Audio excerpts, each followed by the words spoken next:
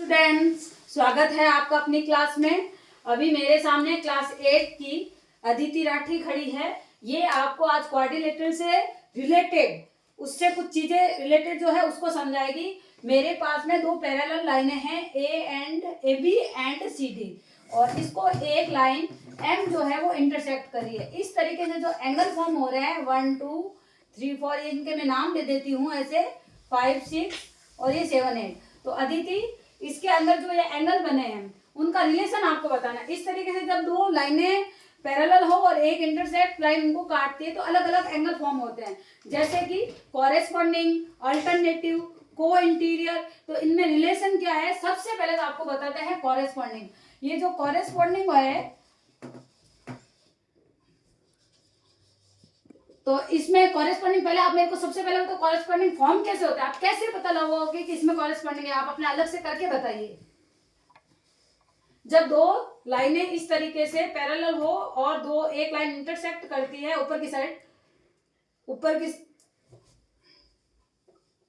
हाँ, मतलब जब एंगल का फॉर्म यूं हो, दोनों की डायरेक्शन एक ही साइड में हो, जैसे ये दोनों नीचे की साइड आ रहे हैं, ये दोनों ऊपर की साइड जा रहे हैं, तो इसको हम कॉरेस्पॉन्डिंग एंगल बोलते हैं। तो इस वाले पिक्चर में मतलब आपको कौन कौन से कॉरेस्पॉन्डिंग एंगल दिख रहे हैं? 1 and 7, 1 and 5, 3 and 7, 2 6 4 and 8। तो अपन यहाँ लिख सकते हैं क्या है इसको, 1 और 5 ये दोनों एक दूसरे के इक्वल है, मतलब क्योंकि कॉरेस्पॉन्डिंग है। कॉरेस्पॉन्डिंग एंगल का एक रिलेशन ये होता है कि ये दोनों आपस में इक्वल होते हैं। जैसे ये 70 है तो ये भी 70 होगा, ये 112 है 20 है तो ये भी 120 होगा। अब आपके सामने जैसे अलग अलग है, यहाँ पे अपने पास में 4 पेयर बन जाते हैं, जैसे 3 = 7, फिर यहाँ पे 2 = 6, इस तरीके से 4 पेयर बने हुए हैं, 4 = 8। यही बताना चाहते हैं आप, ठीक है? ये है कॉरेस्पॉन्डिंग एंगल। अब आपके पास में एक तो ये कॉरेस्पॉन्डिंग एंगल है, एक आपके पास में जैसे अल्टरनेटिव बनते हैं। तो अल्टरनेटिव कैसे फॉर्म होता है, आप नीचे लाइन खींच के बताइए।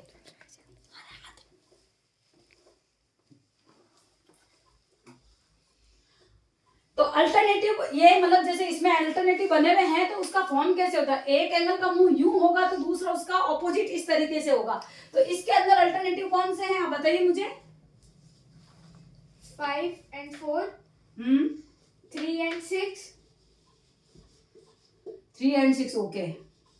अल्टरनेटिव कौन कौन सा बताया आपने, 4 and 5 और 3 and 6, ये भी एक दूसरे के इक्वल होते हैं। इनका रिलेशन क्या है, ये एक दूसरे के इक्वल होगा। अब आपके पास में कॉरेस्पॉन्डिंग आपको समझ में आ गया और अल्टरनेटिव भी आपको समझ में आ गया। इसके अलावा एक होता है को इंटीरियर एंगल।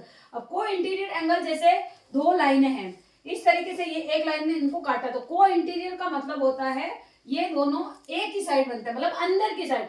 तो इनमें क्या ये आपस में इक्वल होते हैं, या इनका सम 180 होता है, या और कोई रिलेशन है इनके बीच में? सम 180 होता है। इन दोनों का सम 180 होता है। इसके अंदर आपके पास में कौन से को इंटीरियर है, ये वाली पिक्चर देख के आपको कौन से, मतलब आप बताओगे कि इसमें ये को इंटीरियर है? 3 and 5, 4 and 6। ओके, तो को इंटीरियर का मतलब होता है, को मतलब साथ में, इंटीरियर मतलब अंदर की तरफ। को